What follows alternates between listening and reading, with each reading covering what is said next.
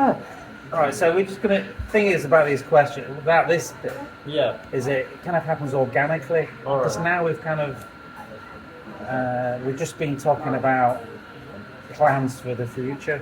I'm talking to the camera. Oh, I see, yes. Hello. So you know what's going on. Welcome to the Age of Dust. And this is just a very now unorganic conversation that we're going to have. And I think it's pretty organic, because I've got no idea what you're going to say there. Right, right, this is the thing.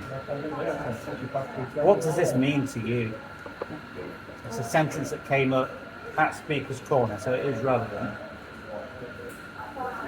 Now, for me, there are sentences which are the very foundation stone of the reality that we experience. And these sentences, that needs to get shot. These sentences can be the most creative, the most trivia things. They're generally not them, but they can come across as the most trivia of sentences that people have. And I don't think this is one of the trivia ones, by the way, but it might be. I don't know. But in my head, it ain't. So this is what I heard last week at Speaker's Corner. And here we go.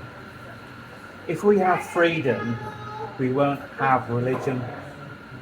And what makes that sentence quite powerful was it very powerful, I used the word too many times, very dominant and influential religious leader that said that sentence about 200 years ago, maybe 100 years ago. Sorry, 100 years ago. Sure. So it was a very dominant, influential religious leader. And my first reaction was, so this is why... Yeah. And actually, we need to hear your first reaction first before I pollute your brain with my ridiculous thoughts. Sure. So what's your first... My reaction is that I think the West has been brought up or has some really bad experience of religion, and my experience is exactly the opposite. Religion gives the freedom that people need. So there are always, say, cultural rules that somebody's going to make up. So I'll give you a very specific example of the freedom that religion gives, right? So religion is actually based on nature. So that's what God is. God is nature, right? And so in England, in London, we want to be social, and when we're walking past each other in the streets and meet strangers, we want to say hello, we want to smile. That would be naturally what a human being wants to do, right? Instead, we're in London, we're all lonely. In Islam and in Judaism and originally in Christianity, and I think probably other religions as well, if I research them, it says, guys, all you people, you're all brothers and sisters, you should smile at each other when you go past each other, you should say hello, and you can recognize each other, and so it gives you freedom to be human with each other. That's my answer. Right. And you don't have to. That is an answer. Yeah. The question wasn't phrased from what I should have asked the question better. So the question I'd like you to answer is, what if a religious leader says it's a very prominent, powerful religious leader? Yeah, I think that guy doesn't know what he's talking about. He probably doesn't know his own religion very well. I would argue that all religions are based on the premise that it's a moral thing, so you're free to ignore the religion in the first place. So the question doesn't turn up in the first place. So you believe this sentence to be fatal, potentially?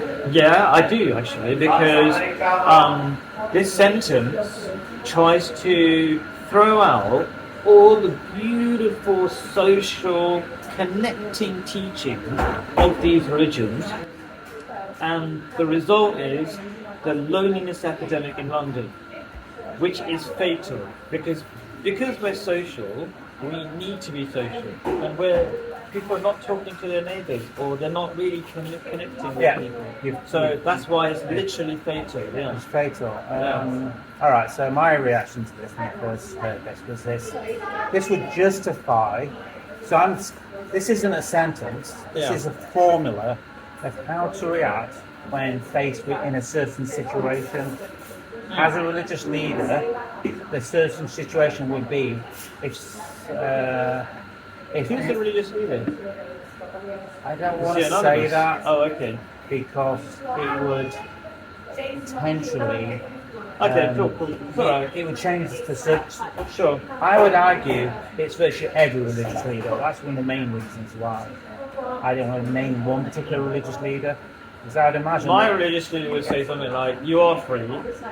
Have you ever asked him your religious leader? Not every single question. Yeah, sorry, that was my bad. But it's kind of like. Would you? I should have said, would you ask him that question?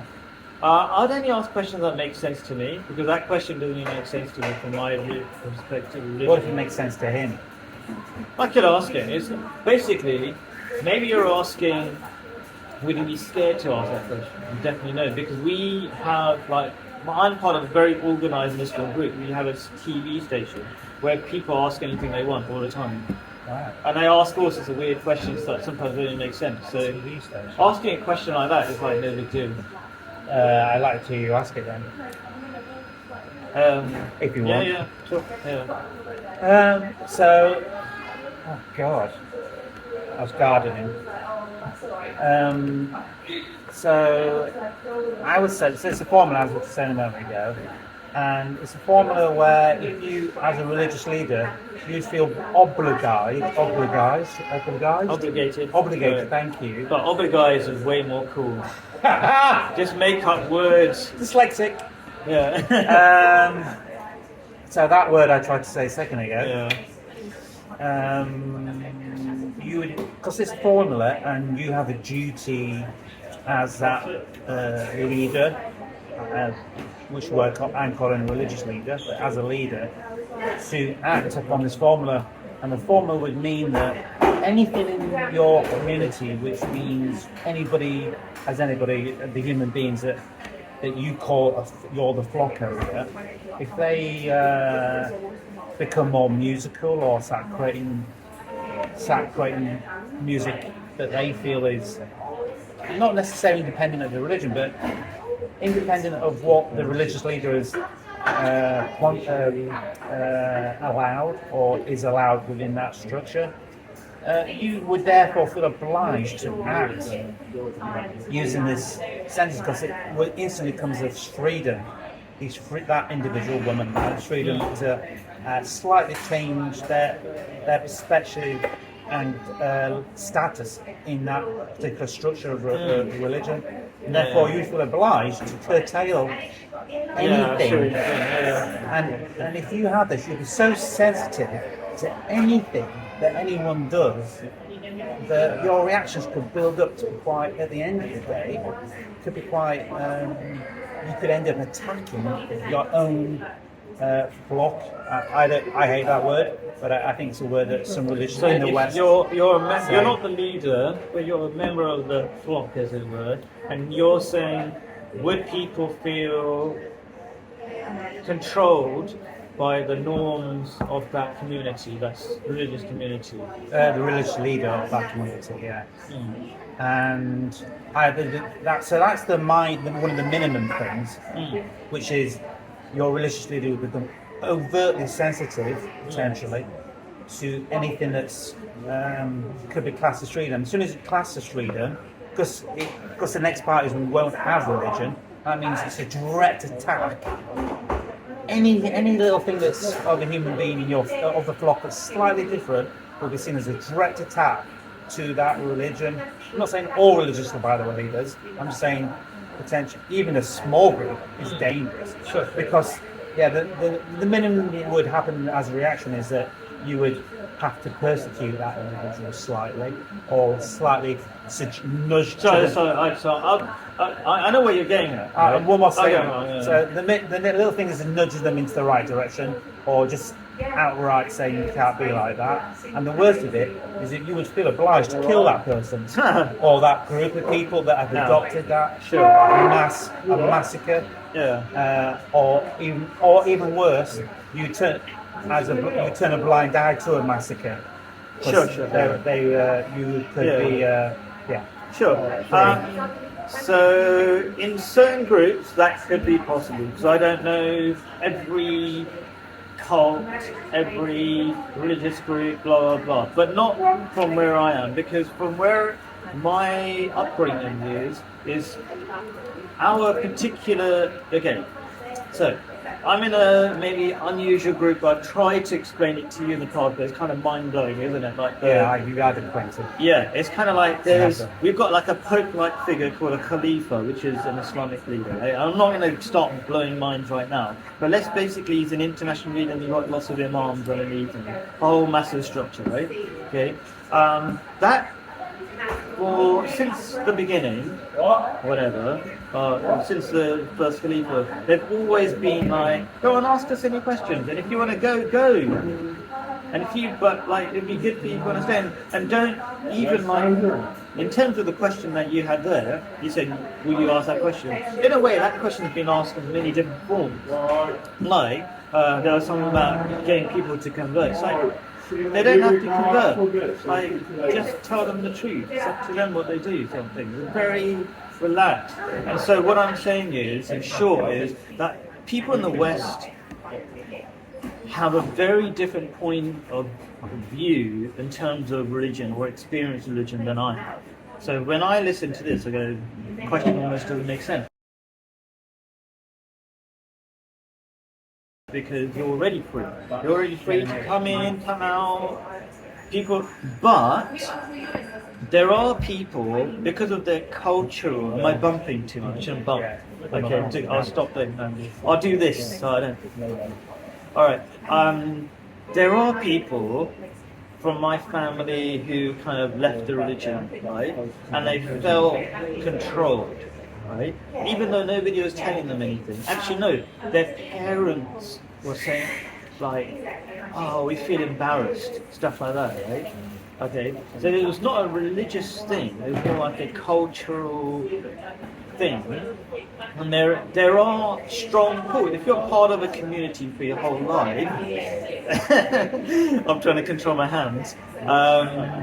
You can have that pull. So I'm not going to deny that, but it's not the religion. It's kind of like it's like you got a massive network of.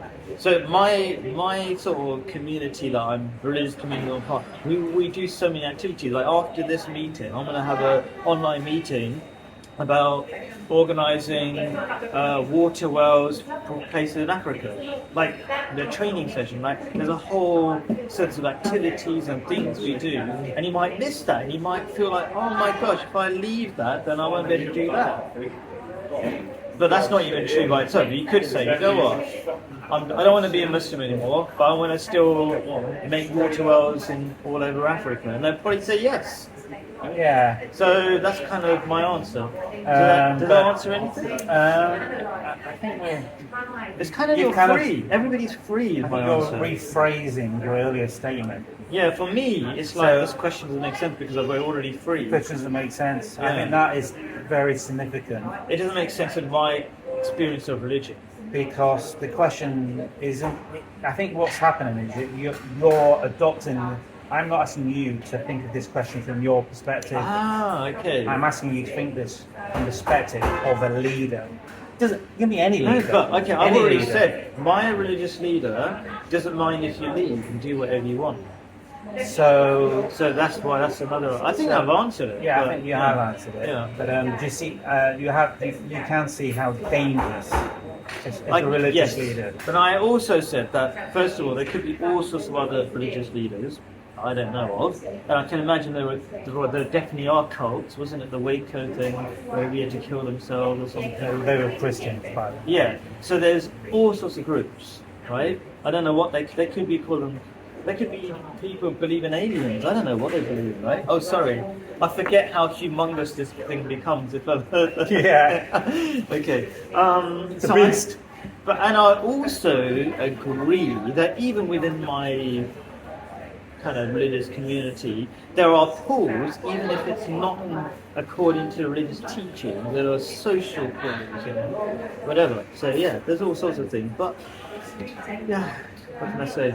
Yeah, maybe this should be a question for tomorrow, actually, as well. Now I've had this conversation, I just realise how intense it is. Yeah. So, and I think it's a really good question because for me, I'm constantly explaining the same thing. It's like, that's not religion. Religion doesn't control you. So another real life event which happened from a sentence like this, if you were a religious leader believing this, is that you would happily let your Christian followers be slaughtered in a war because, and a completely nonsensical war, which is what most religious wars are, I'm afraid. It's nonsensical. You would happily let your own flock, again, I hate that word, die in a war because you know that the ones that come back and survive, or the ones at home, would be much more dedicated to the idea of religion, as in prescribed religion from that religious leader, rather than your own sort of growth of individual growth in that religion, which would be classed as a freedom, and therefore the religious leader would say we won't have religion. That makes sense, that sentence. I think I lost it. Okay, so no, I lost it. So I'm just saying that World War II, as an example, Christian leadership would happily let their own flock, again I hate that word, be slaughtered because all war denies freedom instantly. All freedoms stopped. Okay. And that is not only during the war, but happens for decades after a war as well. World War II being the exception to that rule, by the way, which gave us that's the noise I'm talking about. Which gave us genuine freedoms. 1946 UK and United Nations, etc., which were generally trying to stop this. But generally the wars, which is why we have so many wars, is they end freedom, end any sort of notion of human rights, anything that would support and protect an individual to interpret religion as they want to, or in fact not be religious. And I don't believe that freedom means the end of religion fundamentally.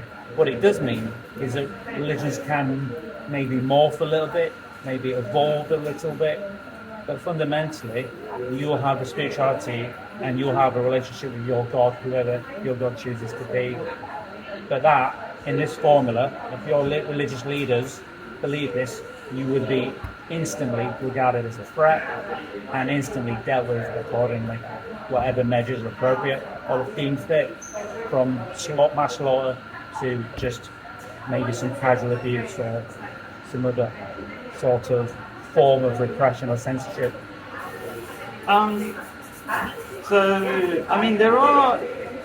So Christianity is losing its followers rapidly. It's the fastest dying religion in the West. So, but then nobody's being kind of massacred for it. Yeah. Anyway, I'm not going to go into what I might describe. I don't want to. Anyway, so my experience about don't want to call it conspiracy theory, whatever it is, but my experience is people are leaving religions of all kinds, all the time, and nothing happens to them. So no big deal. And I was just thinking also, maybe if it helps, answer a question in a slightly different way. You said, if people have freedom, would they leave religion? Well, religion is just a way of thinking. There's already different religions, so there's different ways of thinking. Again, I don't think this. This is about what a religious leader thinks.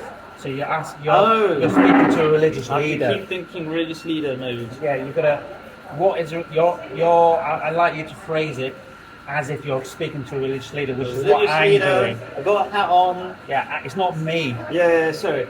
Let's just see me as the So, okay, my experience of most big religions, Pope, Khalifa, maybe, I'm not sure about Ayatollah, because I haven't been in Iran, but it's kind of contentious at the moment, so there's also the news in Christian-backed religious group.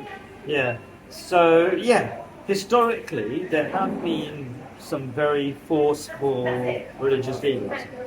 But then there are loads of religious leaders who are very chilled and do whatever you want. Not do whatever you want inside the religion, but leave if you want to, if it's not your thing. That's my experience. That's just been, but your experience of reality has been one dominantly being living in the West. Oh, okay, sure. Well, no, I've lived in the Middle East. All right, cool. And in the Middle East, you can be whatever religion you want. Which parts of the Middle East are you Jordan. referring to? Jordan, yeah, which is next to Israel. People don't know. Not many people know Jordan. Yeah. So you have places like Saudi Arabia, Israel. I don't know, would that come underneath the classification of what we're talking about? I think it people, would do. okay, so what people don't know about Israel Palestine is that they've had all three religions plus any religion you want for the longest time. If you know what I mean, like Islam, Christianity, and Judaism have coexisted peacefully until kind of roughly 1948. Yeah. So they were best friends, and by the way, people should know the people who are Palestinians who are Christians are persecuted by the Israeli government, and I don't want to call it the Jewish government. I want to call it the Israeli government because it's a different thing. Because there are loads of Jewish people who are completely against the Israeli government.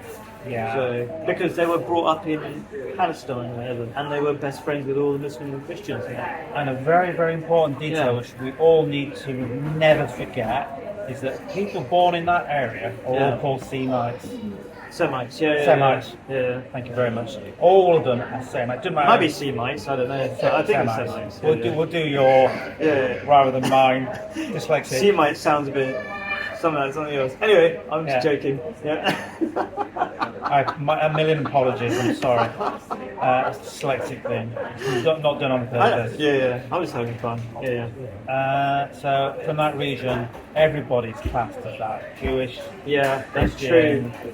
Muslim. Yeah. All See, of you're them, doing it now. Yeah, I am doing it. Yeah. All of them from that region are. Semites.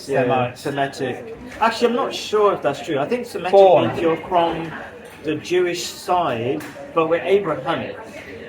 Actually, maybe I'm wrong.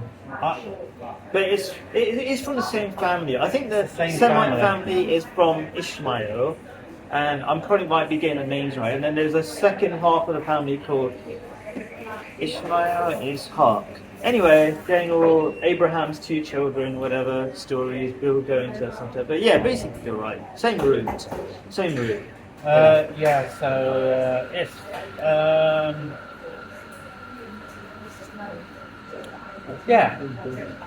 anything else you'd like to add to that? No, thank you very much for opening up on a very important question that I think the West constantly struggles with in terms of their relationship with religion. So it's cool. It shouldn't be so. People shouldn't be so scared of it. Oh, I'm going to be in trouble now. Yeah. All right. I'll stop there. Thank you very much. The dust is now settled. Anything you'd like to say goodbye? Say goodbye. Bye. Dust settled. Woo-hoo!